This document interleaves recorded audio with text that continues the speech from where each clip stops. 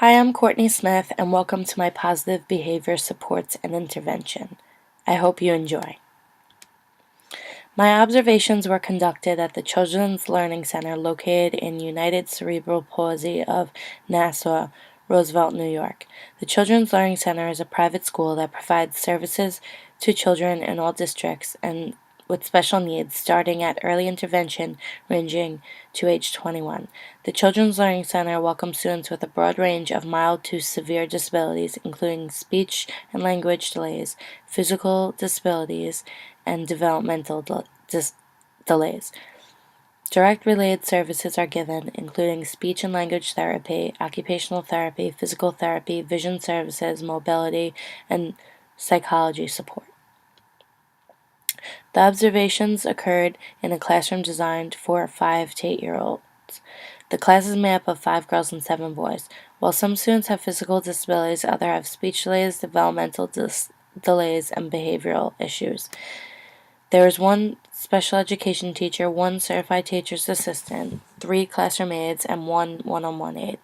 The classroom is equipped with a teacher computer as well as a smart board technology, allowing visual learners to grasp the lessons on the board in front of them. Students sit at assigned tables for classwork, and there's circle time lesson area set up in the class.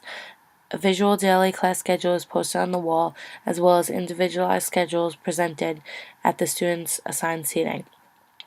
Class rules are written, including picture icons such as raise your hand, hands and feet to yourself, quiet voices during a lesson, and sit nicely. During lessons and throughout the day, the teacher incorporates sign language to teach the student an alternative way to communicate, and it helps the students that have difficulty expressing it verbally. The teacher uses a star chart to implement the rules by giving 3 stars throughout the day for good listening and completing their work. If a student receives all 3 stars, he or she is rewarded something at the end of the day as discussed in the morning, which may include outside recreation time, play with a favorite toy, computer game time, etc. The student I was working with was a boy named Kyle. He was 6 years old with emotional behavior disorder. He cries, screams, and curses. Sometimes he might hit, kick, or spit if he gets frustrated enough. His favorite toy is superheroes, and he enjoys computer time. Some behaviors that Kyle exhibits is that he begins to curse and scream during activities. He also will become non-compliant and refuse to do his assigned work. On some occasions, Kyle will hit teachers or classmates when he is unhappy. After some observations, I created the following operational definition. Kyle screamed and cursed on an average of 12 minutes during a half an hour classroom activity.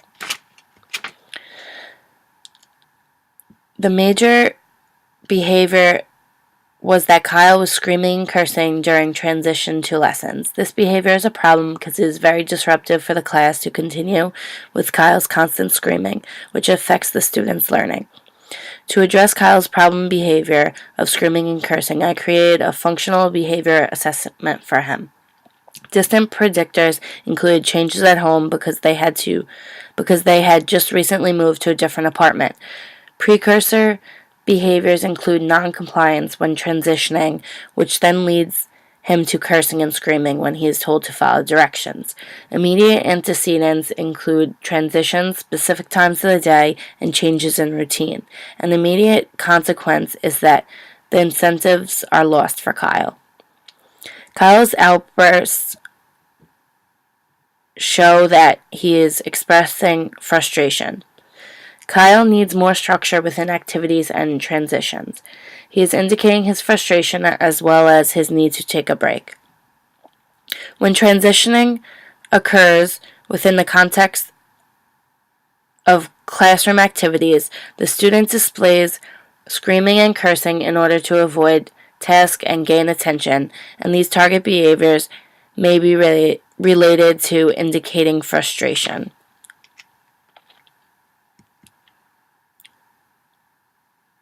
That is seen as our functional theory statement. After creating our FBA, a behavior intervention plan was formulated for Kyle. The components include behavior goals, intervention steps, and monitoring. Some behavior goals include having Kyle's screaming decrease to 6 minutes within a half-hour session. Also, Kyle needs to express when he is frustrated to an adult in an appropriate manner. For the intervention steps, the teacher will introduce communication skills to be used by the students if they are feeling frustrated or upset. The school psychologist will teach anger management techniques to Kyle during one-on-one meetings. New consequences would be whenever inappropriate words or screaming occurs, it will result in loss of computer time for the day. The student will complete his work while the others have computer time. Each Friday, the psychologist will report home Kyle's progress in school and involvement in the meetings. His progress will be monitored through a behavior log. The school psychologist will monitor Kyle's progress using a daily behavior report card. To ensure progress, consequences were manipulated. Originally, when Kyle screamed or cursed, he would lose incentives. Now Kyle will receive a 5-minute break when he communicated his frustration appropriately. Also, based on his behavior during the day, he will be able to receive incentives such as playing his favorite superhero toys for an allotted amount of time. This graph represents the data collected on Kyle's screaming and cursing behavior. On the first day, March 31st, Kyle screamed and cursed continuously for 14 minutes within a half-hour period. The intervention began on April 6th and lasted until April 28th. The intervention seems to be helping Kyle because his average minutes of screaming and cursing dropped dramatically and continued to drop down to 7 minutes, being the lowest. It was seen to be an improvement within his behavior, and I can hope his progress continues. Kyle made a huge amount of progress during the intervention. This is helping both Kyle's improvement with his class activities as well as other students' performance. Using his favorite toy as an incentive was a success, and maybe more positive reinforcement would help to diminish his behavior. For revisions to the plan, it was decided there should be a token system in place so Kyle can see his improvement and work towards earning his toy. I hope Kyle continues to show his progress in the classroom. Thank you for taking your time to watch. Have a good day.